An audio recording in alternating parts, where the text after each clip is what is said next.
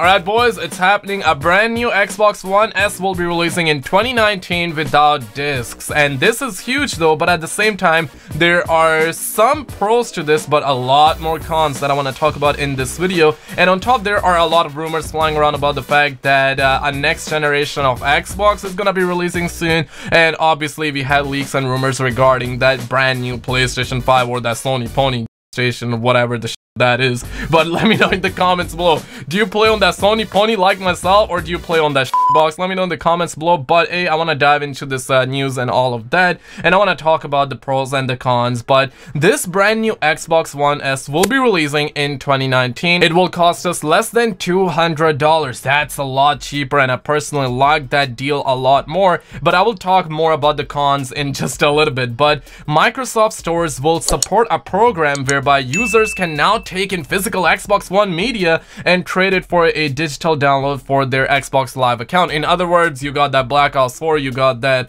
Red Dead Redemption 2, you can take that disc to the nearby GameStop or the Best Buy, and now you can absolutely get a digital code in return that you can put on the Xbox One store, and then you can bam, download that game, and now you can absolutely play it. This sounds really good on paper, and I personally like the fact that they are going to get rid of that disc reader, because in other words, this is gonna make the console itself cheaper, and these companies can produce these faster, not faster, but you know what I mean. It wouldn't cost them a lot more money, and they can solely work on enhancing the RAM and the graphics card, which is what we want the most in return, right? But here's the thing, if this Xbox One S releases in 2019, how are Microsoft going to promote their next generation of Xbox in 2019 and release it in 2020? It certainly wouldn't make sense, and it wouldn't work out, just like we're hearing that PlayStation 5 is gonna release in 2020 and they're going to announce it in 2019, and that's why they're not gonna have E3 conference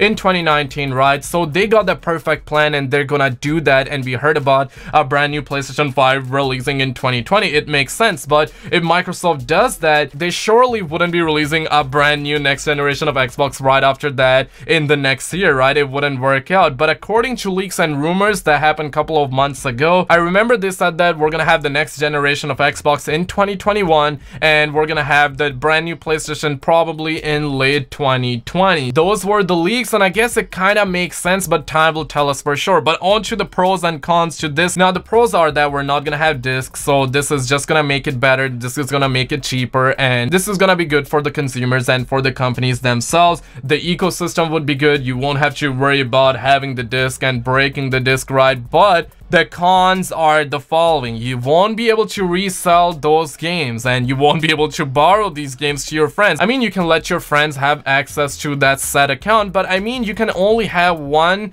or two, right? I mean, I'm on that Sony Pony, so I'm not sure how that works, but it's still a pain in the butt to let someone have access to your account, because you're always paranoid that they're gonna change up the settings and the email and the password, you know what I mean? But if you lose access to that account, you lose all your games that you bought on that account. That's another one. And if you get hacked, then you absolutely lose it. I mean, someone will get your account, they will hack it, and they get to play the games you paid for, and they get it for free. So that's another one. And if your account get banned for whatever reason, then you absolutely lose the access to that account. So there are a lot more cons, and I can guarantee you that once this becomes available, a lot more companies will adapt to this model, and there's certainly nothing wrong in that. I feel like we're still gonna be having those collectible editions and those prestige editions like we got for Black Ops 4. That's probably gonna happen for sure, but we're gonna see it less and less, and it's gonna get pretty limited from here on out. I'm personally in the very middle with this one, but let me know what you guys think in the comments below. Do you prefer to have a physical copy or digital, or it doesn't bother you like myself? But hey, if you enjoyed the video, like and subscribe for more. Check out some other videos on the screen, and I will see you